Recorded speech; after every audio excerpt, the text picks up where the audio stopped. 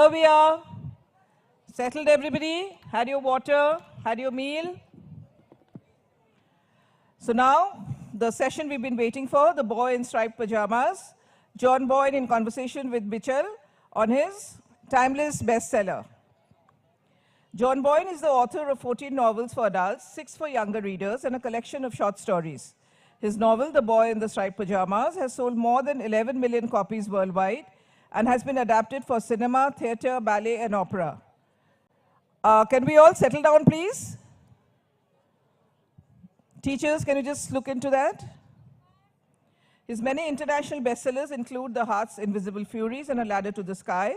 His novels have been published in 59 languages, making him the most translated Irish author of all time. Bijal, I think some of you met her yesterday also. When Bijal is not reading a children's book, she's writing or editing one. Chief picture book dreamer at the Pratham book, she is the author of multiple planet-friendly books, including Savi and the Memory Keeper, A Cloud Called Bhura, and When Fairyland Lost Its Magic. She's also been the editor at the Time Out Bengaluru, consulted with international NGOs, and written about children's literature and sustainable development. And so, over to you. Thank you so much. Good morning, everyone. Oh, almost good afternoon, but good morning, everyone. That's not how we greet John. Come on, let's give a warm Ma'am, can you keep the Calcutta mic closer to your mouth, please? Thank you. Good morning. Nice to be here. So, how many of you have read John's books? Ma'am, can you keep the mic closer to your mouth, Wow, that's amazing.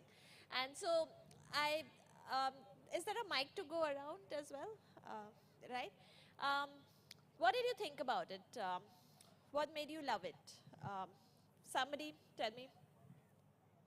Who? You guys? Yeah, there you go.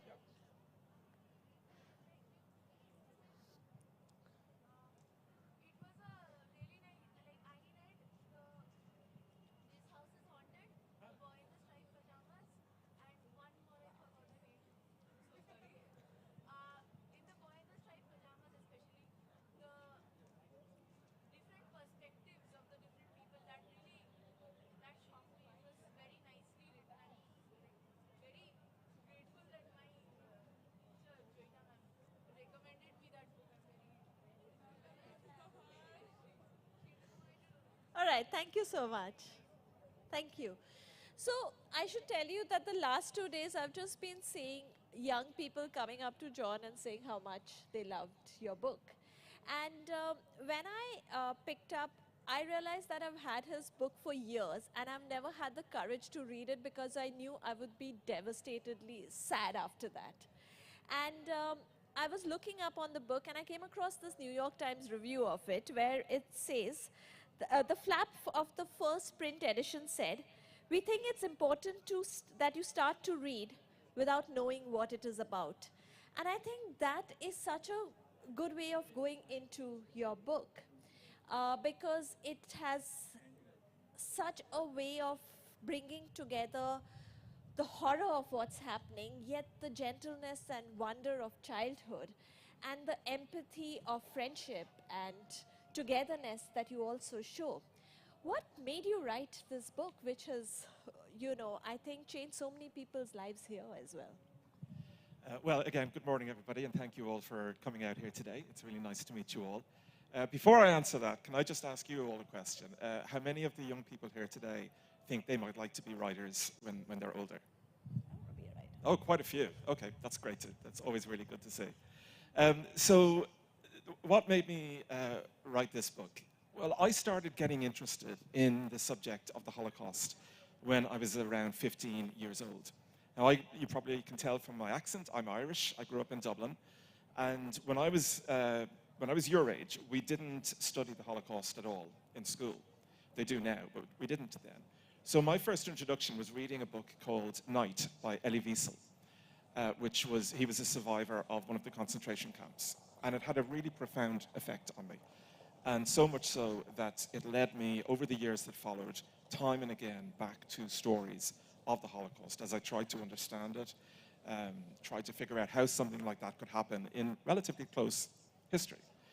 And even though I was writing, I never thought I would write about it myself, but I think all of that reading came together to inspire me and give me the idea of how to start this book, which originally just began in my head with a very simple idea of two boys sitting at a fence talking to each other. And that was the first image in my head. And I just took it from there, really. And in the thing of you saying about the New York Times, about not knowing what the book is about, the nice thing at the start, before the book really kind of took off and was successful, was what I wanted the reader to be doing was to be a bit like Bruno. Because if you know nothing about this book and you start reading it, then you don't know where in time we are, where in history, where on the planet. You just start this journey with Bruno, being taken away from his home, going someplace he doesn't understand. And you eventually, the penny drops, and you realize where you are. So you're kind of one step ahead of him all the time. And I thought that was kind of an interesting way to write it. And I think that's what I loved about it also, because childhood is complicated and it's very confusing because grown-ups don't tell you what's happening, especially in times of conflict.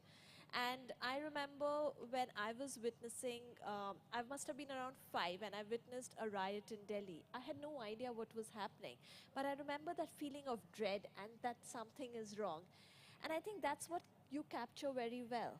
The other thing that I think you were able to do so well is that slipping into Bruno's shoes, little shoes, that feeling of childhood. When he describes his sister as a hopeless case, capital H, capital C, right? And then his struggle to understand that how is this a home when his grandparents are not there? So how did you slip into his little shoes? Well, believe it or not, I once was a 9-year-old boy. So I just threw my mind back to what it was like to be 9. And all the things that happened then, the fact that you're still a kid, but you're trying to understand the world better. And I really based all of Bruno's characteristics on myself. So his favorite book that he carries around with him is Treasure Island, which was my favorite book as a kid, still one of my favorite books. The thing you mentioned, the hopeless case, that was the thing I did when I was a kid. I would hear these phrases that adults said, or older people said, and I would use them completely out of context. My older brother once called me a juvenile delinquent when I was about 6 or 7, and I went around calling everybody a juvenile delinquent. So the hopeless case is basically that. The same thing with the father's office being out of bounds at all times and no exceptions. So he hears all those phrases, and really his love of books is he wants to be an explorer. I thought, it would be great to be an explorer when I grew up. So I really just based it all on myself about my memory of what it was like to be 9 years old, and my attempts to understand the world, which sometimes I got right and sometimes I got wrong because of being at that age.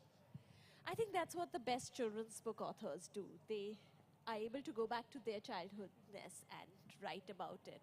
So how about we listen to John read a little bit from the book? Yes? A little bit more excitement? Yes? All right. Okay, so I'm going to just read a little section, a few pages. And this is where Bruno and Shmuel first meet. The walk along the fence took Bruno a lot longer than expected. It seemed to stretch on and on for several miles. He walked and walked, and when he looked back, the house that he was living in became smaller and smaller until it vanished from sight altogether. During all this time, he never saw anyone anywhere close to the fence, nor did he find any doors to let him inside. And he started to despair that his exploration was going to be entirely unsuccessful. In fact, although the fence continued as far as the eye could see, the huts and buildings and smokestacks were disappearing in the distance behind him, and the fence seemed to be separating him from nothing but open space. After walking for the best part of an hour and starting to feel a little hungry, he thought maybe that was enough exploration for one day, and it would be a good idea to turn back. However, just at that moment, a small dot appeared in the distance, and he narrowed his eyes to try to see what it was. Bruno remembered a book he had read in which a man was lost in the desert, and because he hadn't had any food or water for several days, had started to imagine that he saw wonderful restaurants and enormous fountains. But when he tried to eat or drink from them, they disappeared into nothingness, just handfuls of sand. He wondered whether that was what was happening to him now. But while he was thinking this, his feet were taking him step by step, closer and closer to the dot in the distance, which in the meantime had become a speck, and then began to show every sign of turning into a blob. And shortly after that, the blob became a figure. And then, as Bruno got even closer, he saw that the dot was neither a speck, nor a blob, nor a figure, but a person. In fact, it was a little boy. Bruno had read enough books about explorers to know that one could never be sure what one was going to find. Most of the time, they came across something that was just sitting there, minding its own business, waiting to be discovered, like America. Other times, they discovered something that was probably best left alone, like a dead mouse at the back of a cupboard. The little boy belonged to the first category. He was just sitting there, minding his own business, waiting to be discovered. "Hello," said Bruno. "Hello," said the little boy. The boy was smaller than Bruno and was sitting on the ground with a forlorn expression. He wore the same striped pajamas that all the other people on that side of the fence wore, and a striped cloth cap on his head. He wasn't wearing any shoes or socks, and his feet were rather dirty. On his arm, he wore an armband with a star on it. When Bruno first approached the boy, he was sitting cross-legged on the ground, staring at the dust beneath him. However, after a moment, he looked up, and Bruno saw his face. His skin was almost the color of grey, but not quite like any grey Bruno had ever seen before. Bruno was sure he had never seen a skinnier or sadder boy in his life, but decided he had better talk to him. "I've been exploring," he said. "Have you?" said the little boy. "Yes, for almost 2 hours now." "Have you found anything?" "Very little." "Nothing at all?" "Well, I found you," said Bruno after a moment. He sat down on the ground on his side of the fence and crossed his legs like the little boy. "I live in the house on this side of the fence," said Bruno. "Do you? I saw the house once from a distance, but I didn't see you." "My room is on the first floor. I can see right over the fence from there. I'm Bruno, by the way." "I'm Shmuel," said the little boy. Bruno scrunched up his face, not sure he'd heard the boy right. "What did you say your name was?" he asked. "Shmuel," said the little boy, as if it was the most natural thing in the world. "What did you say your name was?" "Bruno," said Bruno. "I've never heard of that name," said Shmuel. "And I've never heard of your name," said Bruno. "Shmuel, I like the way it sounds when I say it. It sounds like the wind blowing." "Bruno," said Shmuel. "Yes, I like your name too. It sounds like someone who's rubbing their arms to keep warm." "I've never met anyone called Shmuel before," said Bruno. "There are dozens of Shmuels on this side of the fence," said the little boy. "Hundreds, probably. I wish I had a name all my own." "How old are you?" he asked. Shmuel thought about it and looked down at his fingers, and they wiggled in the air as he tried to calculate. "I'm 9, he said. "My birthday is April 15th, 1934. "What did you say?" said Bruno. "I said my birthday is April 15th, 1934. Bruno's eyes opened wide and his mouth made the shape of an O. "I don't believe it.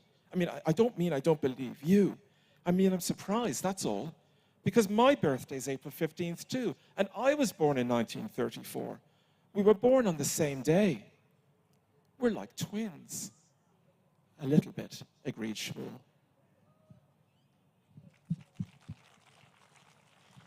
Gives you goosebumps, doesn't it? Especially because so many of you have read till the end. I just point out as well that April 15th, 1934, which is the birthday, as I say, of both Bruno and Shmuel, is also the day and the year that my own father was born. Really? Yes. And I used that date because I wanted to remind myself that this was not something that happened hundreds of years ago, that it happened in my dad's lifetime. And my dad, happily, is still alive in Dublin. He'll be 90 this year, but he's in great health. But I liked seeing that, thinking about my dad and the life he's had, my mom, his children, his grandchildren, and the lives that boys and girls like Bruno and Shmuel might have had otherwise, had they not been born at in such a dark time and place. How did your dad react to this? I think he was very touched by it. I think he liked that idea. But it's just a nice way for me to remember how close in time it is. It is. Do you also often tuck in real life little nuggets into your stories? I do sometimes, yeah. There'll often be small things that have some sort of relevance for me or give me some sort of different sort of insight into what I'm trying to write about. So one of the things that fascinated me about this book and also the other fiction that you write, you have called this book a fable. And your book, Noah, you've called a fairy tale. Tell us about that. What made you decide to do this? Well, one of the most important words in Boyne Pyjamas is on the front page of it, where it says a fable. A fable being a work of fiction with a moral at the center. And I wanted to include that at the start because it's important to realize that this is a made-up story. You know, the story itself didn't happen. And I have changed certain facts of the camps in order to serve the story. So really what I'm going for is an emotional truth rather than strict accuracy and facts. If you want facts, non-fiction is where you find facts. Novels are there for a different reason, in my view. Novels are there to move the reader, for you to have an emotional response to it, and perhaps to then want to go on and learn more about the time and place that a book like this happens in. So it was important to me to kind of stress that even though the word Auschwitz is never used in the book, but it's implied that that's where it is.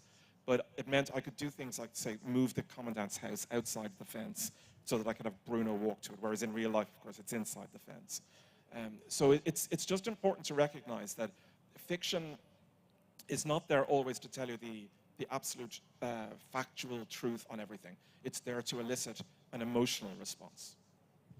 And I think that's what you really end up doing, because while fact might be stranger than fiction, it's fiction really that inhabits those small little spaces in between, those gray areas, and makes you reimagine. And I think imagination is perhaps something very scarce today. I feel like it's something that's very precious, but imagination and needs to be preserved and fostered and celebrated. Yes, it does. There's another Irish writer, his name is Colin Tobin, and I was at an event he did recently and he had written a novel about a 19th century novelist. And he was asked a question about, sticking to the facts about the life. And he said, I'm not interested in the facts, I'm interested in the truth. And I thought that was a really interesting line, that, the facts are one thing, but the truth is something else. Yes, and I love the word emotional truth. I think that's going to stay with me for a long, long time. And I'm an emotional writer. I've always thought of myself, I write from the heart more than the head. I'm more emotional than intellectual. And it's the same in my reading. When I read, everything I read, I'm much more interested in the kind of books that will have a really strong effect on me in that way. That if they're a comic novel, I want to laugh. If it's a scary novel, I want to feel scared. Of course. If it's a sad novel, I want to be moved to tears. I want that kind of response. What are you reading right now? Oh, I'm just about to start reading a book called Acts of Oblivion by Robert Harris. Okay. I brought a few books with me, but that's what I'm reading next. It's a historical novel. One of the versions of this book that I absolutely love, and many of you must know about him, this book has been illustrated by Oliver Jeffers, and I'm sure many of you know his work. Oliver Jeffers is one of my favorite picture book makers. And that cover that he's made for this book, I mean, every time I think about it, I get goosebumps. So how was it? And you've worked with Oliver on multiple books after this. What was it like? It was really, really interesting. I'm sure many of you may have read his books when you were younger, or you have younger siblings who read those beautiful picture books that he creates. And they're funny and warm and interesting and really thought-provoking. And you see, the thing about being a novelist is you do work on your own all the time, as opposed to making films or something where you have a whole crew of people. So actually collaborating with somebody else is really quite good fun. And I'm actually this year going to publish my own first picture book for small children, which I've written, but I can't draw to save my life. So there's an illustrator called Aisling Lindsay who has designed it, and it's called The Dog Who Danced on the Moon. And it's about a little dog who's a great dancer and his little master who wants to be an astronaut. And the two of them go off and have adventures. But it's written for 4-year-olds. But it's really fun to collaborate. And again, when we made the film of this, and I was out there for quite a part of it, and I always said it was like going from being a solo singer to being in a band. And it's quite nice to be in a band for a change, rather than just always being on your own, working on a book yourself. Does it then make you want to also run back into your hidey hole after that? At some It does. point? Well, you see, the thing is, it's a kind of a nice life because I would be quite a solitary person anyway. So I like being at home and just working quietly on my books. But then every so often, it's nice to get on a plane and come somewhere like this and meet readers and meet other writers and talk about books for a while. And then eventually, you get back on the plane and you go, oh, I'm exhausted, and just want to hide away and then write again. So. Talking about writing, I want you all to guess how much time John took to write the first draft of The Boy with the Striped Pajamas. Of course, you all have Googled this, so you all know the answer, I suspect. Okay, there's a hand going up. Half day? Did you say half day? 2.5 2.5 days. days. Yes, you are absolutely 10 right. points. How? I'm sorry, I want to know how. Without any sleep. I started writing, I had the idea for the book on a Tuesday night, and I woke up on Wednesday morning, and the idea just seemed so powerful that I felt I had to start writing it. And I didn't know what it was. I didn't know if it was a short story, a novel, what it was really. And I just started writing, and the story sort of flowed out of me. And I remember on that Wednesday, as the day went on, I got to the point at nighttime where I thought, if I walk away from this, I'm going to lose this. So I didn't sleep. I wrote through Wednesday night, I wrote through Thursday, I wrote through Thursday night. And on Friday at lunchtime, and it was my birthday that day, I finished the first draft. And I also remember thinking that between chapters, because it was moving so fast, and I could feel something was happening, and saying to myself, don't think about this. Just take a break between chapters, have a sandwich, have a cup of tea, but don't analyze what's happening here. Just let it happen. And those 2.5 days changed my life completely. Now, the first draft, again, for all the young writers in the audience, writing is all about rewriting. The first draft is really just a skeleton of what the book becomes. It's a draft. And you go through multiple drafts before you get to a version which is the final published version. And you have to do that. You can't just rely on the first one. But I had the basic story there. And I did look back a while ago on that first draft, and the final 2 chapters are almost word for word, exactly as they are in the final draft. Because by that stage, I was so locked into what I was doing. I was so completely lost inside it that it was like automatic writing. It was just kind of flowing out of me. So, do you write every day, or do you write in this bursts of inspiration and... No, I don't wait for inspiration. I think writing is about discipline and focus. And I think if you wait for inspiration, it might never come. So I do try to write every single day. I left the hotel at 11 this morning to come here, but I was up at 9 and, got an hour's work in before coming here. I always try to get a little bit done every single day. I don't sort of think I have to get this many hours. It's more that I want to go to bed every night and feel that I've done something productive. That whatever I'm working on, I've got a few more pages into it, that it's moving along in a good way. I don't, there are days where you do waste time. I'm not perfect, but for the most part, I try to just keep it moving every single day. And even if I'm not in the mood, you just sit down, put a sentence down, see where it leads you. Some days it'll only get you a paragraph. Some days it might explode and you'll get like 4 or 5 pages. But I always just try to keep a little bit going every single day.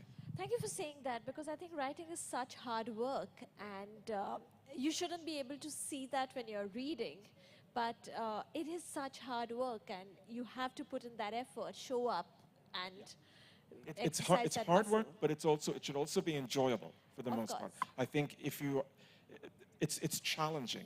What I love about writing is I love when I have a first draft written, and then I've got this big load of pages, and I know inside there somewhere is my story. I think of it like a big block of stone and a sculptor, chipping away at it and finding something beautiful within.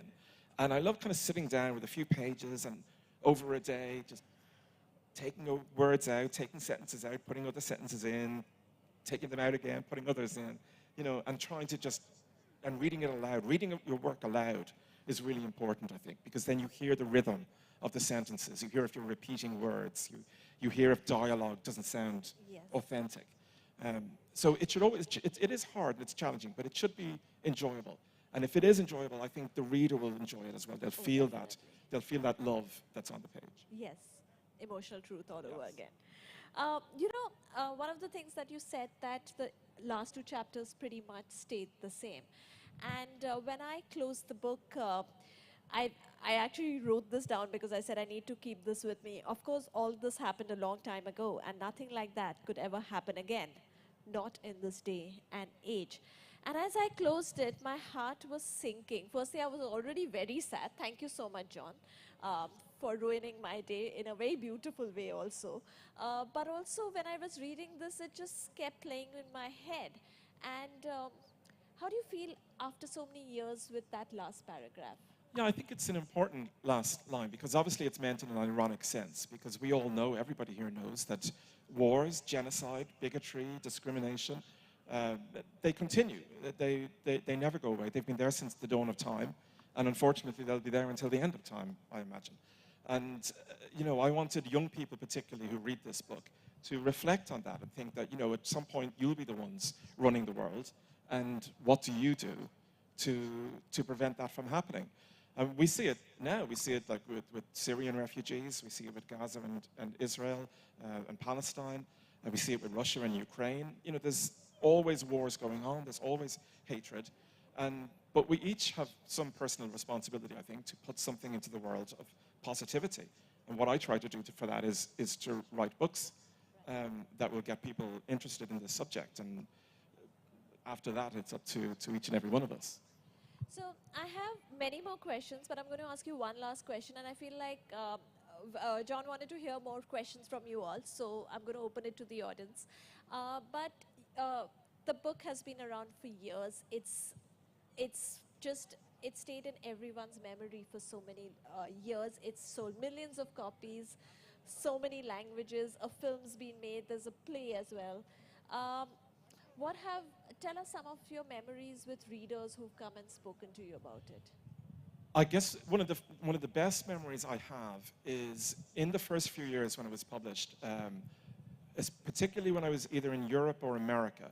I met a good number of survivors of the camps, and I'm part of that last generation of writers who really get that opportunity because time moves on, people get older, and the number of survivors is dropping for obvious reasons. But I was lucky enough to meet survivors and hear their stories firsthand, and sometimes in audiences, sometimes meeting me afterwards. You know, I did a lot of events in places like Holocaust memorial museums and synagogues and Jewish community centers. So that's kind of something that I will take with me to my old age, having had that wonderful privilege, really, to meet them. Other than that, I guess it's all really the kids I've met over the years and all the schools I've gone into, and trying to get, you know, young people engaged in this subject.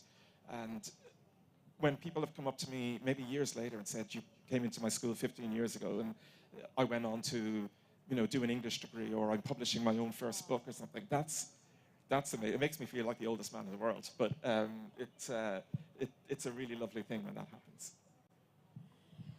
Yes, one of the things about being a children's writer, I think that's what's very special, is that you get to meet children who come back to you after years sometimes and tell you. Sometimes with their own children. Yes, yes. All right, so audience, we have a mic going around. Questions, all right. So, say here at the second row. Yeah.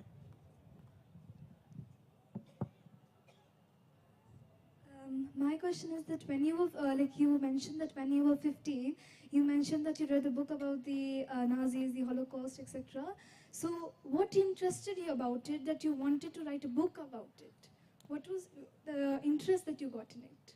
What interested me when I read Elie Wiesel's book was the horror of it, the sheer inhumanity. It was almost impossible to believe that something like that could have happened. I was reading that in, I guess, 1985, so only 40 years after the end of the Second World War. If I'd been reading it and it had been about the 15th century or something, so long ago in history, it wouldn't have had the same effect on me.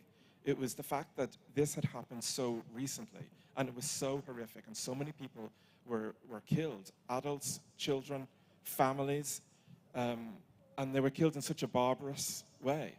It seemed really unbelievable to me. You know, I had to keep reading to convince myself that this was true. And it was that level of horror that it inflicted on me that just, it wasn't that I wanted to write about it, I wanted to learn about it. I wanted to know more, I wanted to understand it.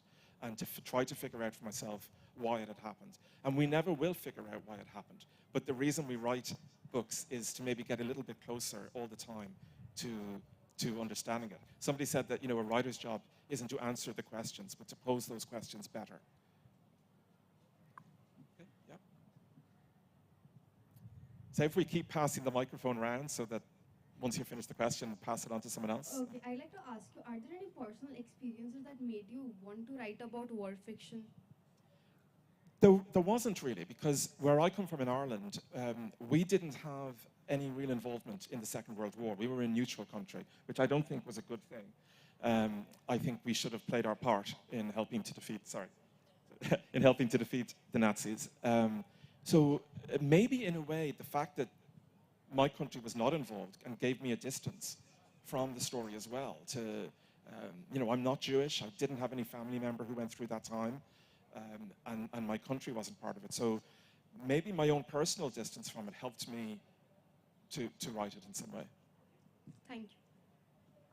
So after a question is asked, if you just bring the microphone to the next person so that it's, we can get as many questions in as possible.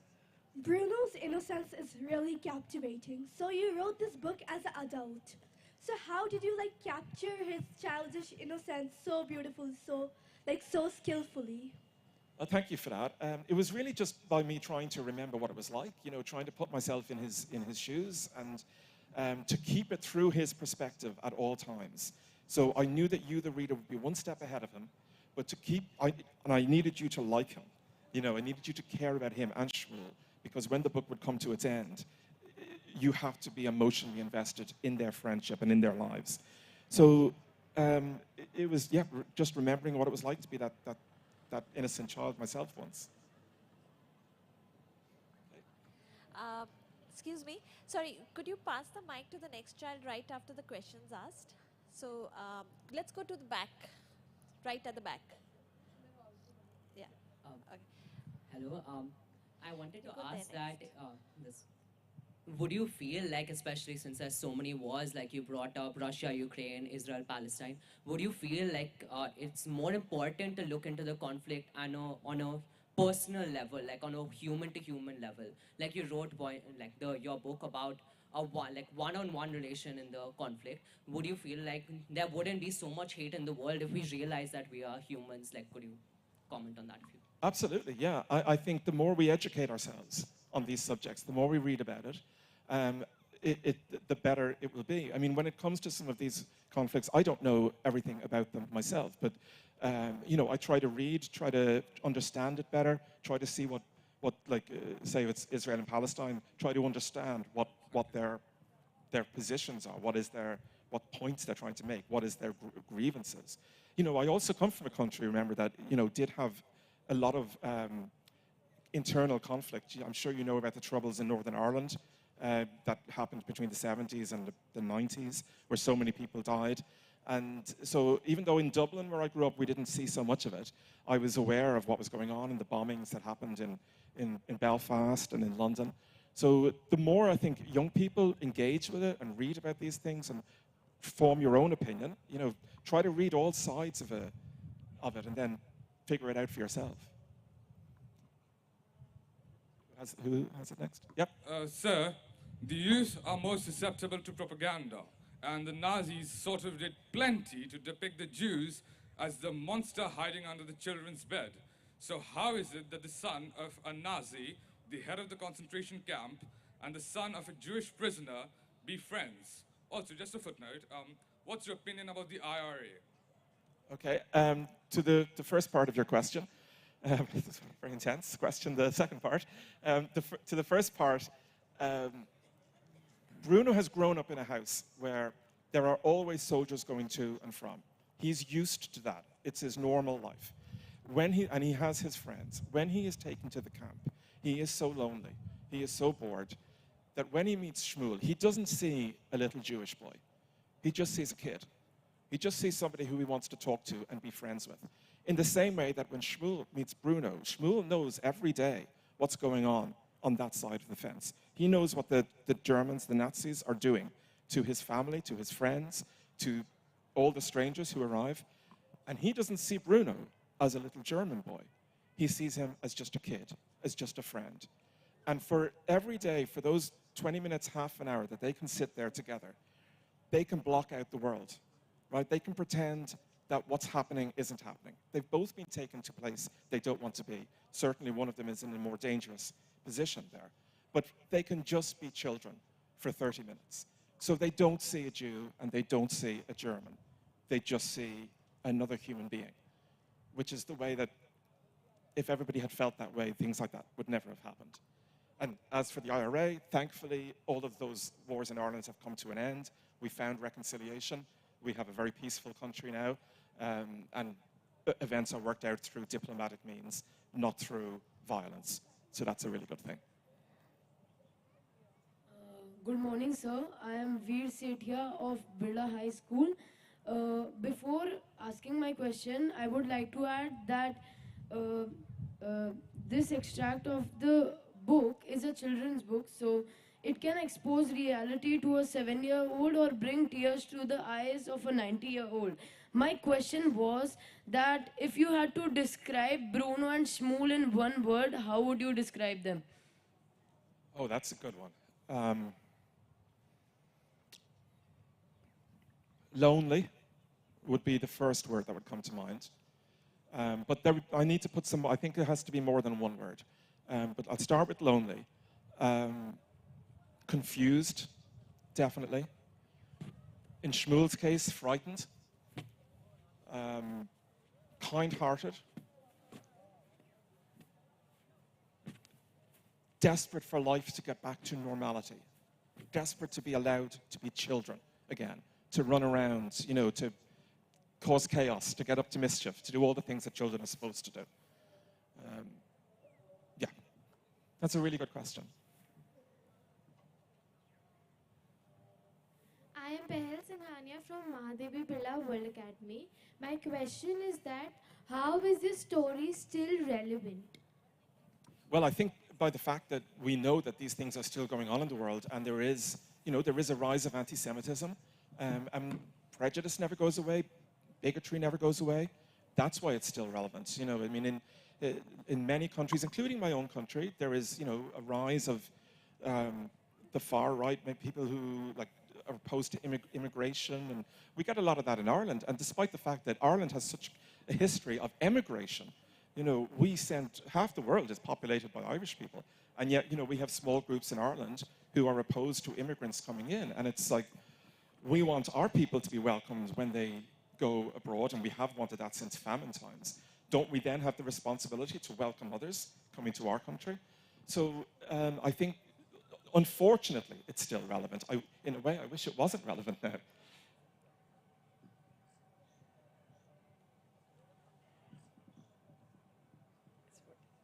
A very good afternoon, sir, and warm regards from DPS Howrah.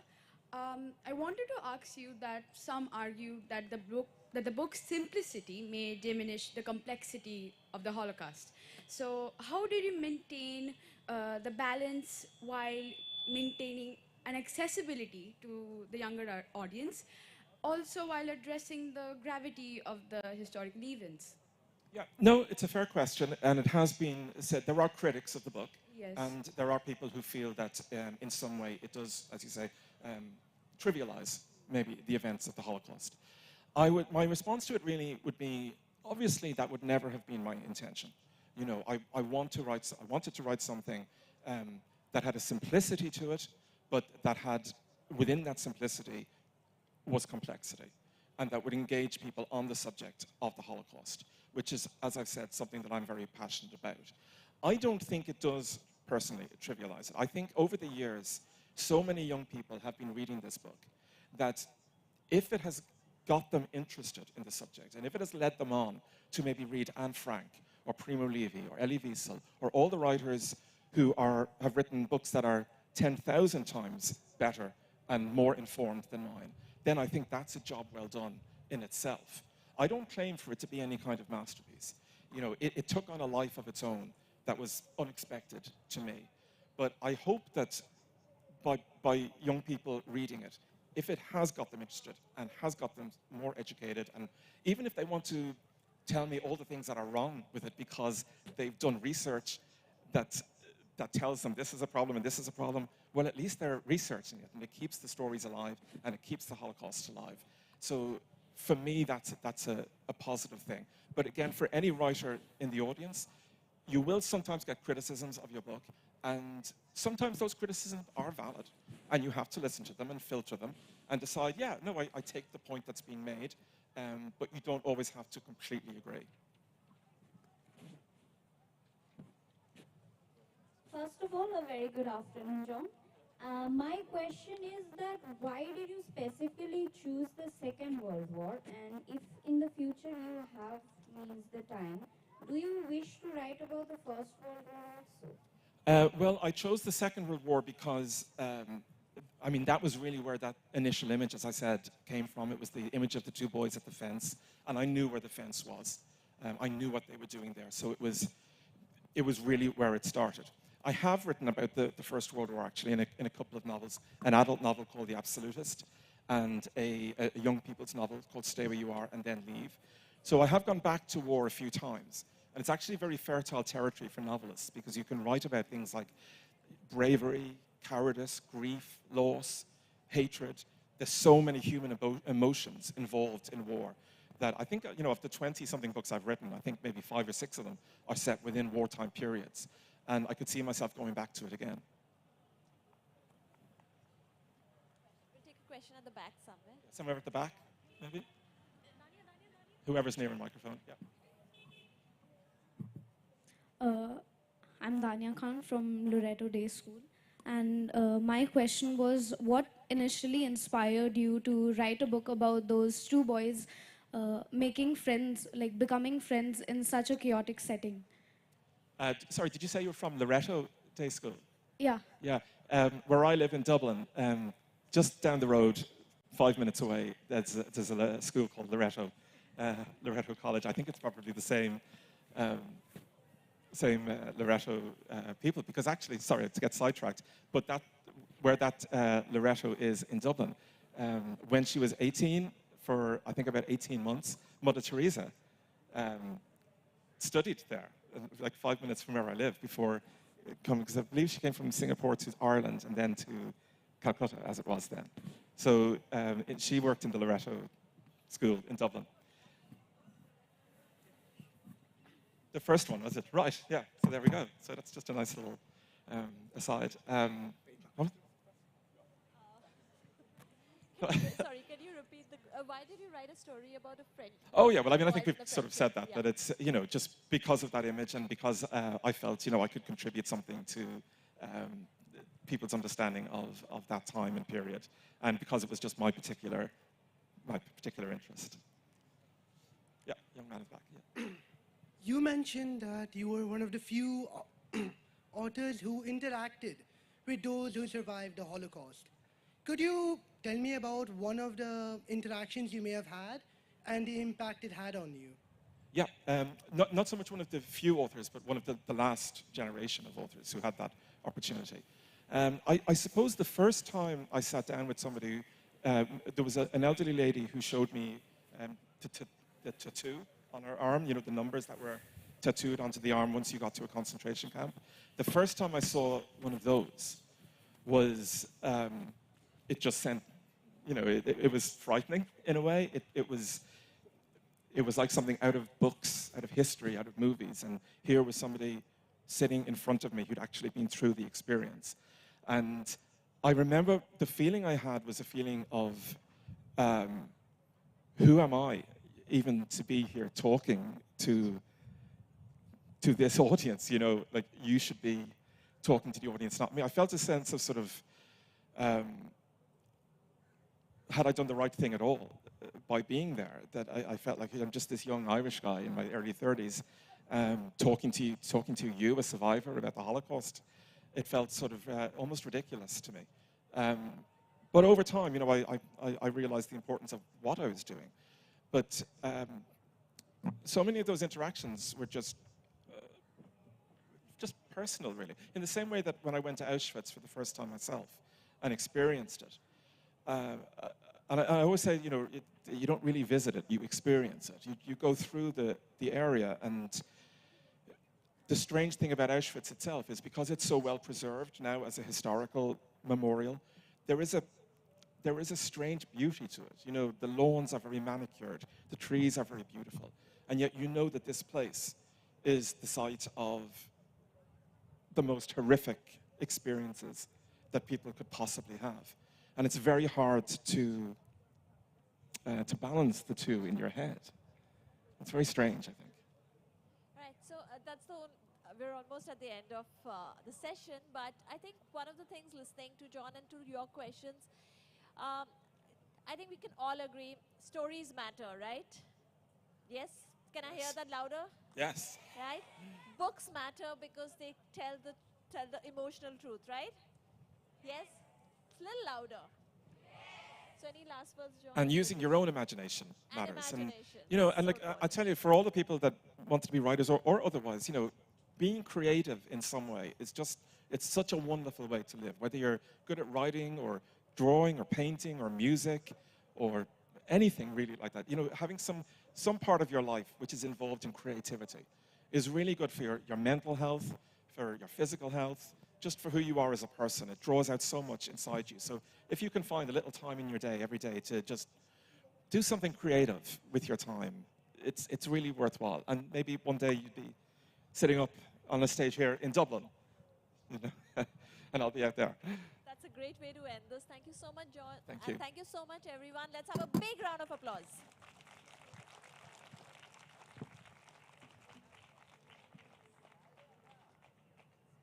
Attention everyone, if there's anyone who lost a watch, please come here and get it.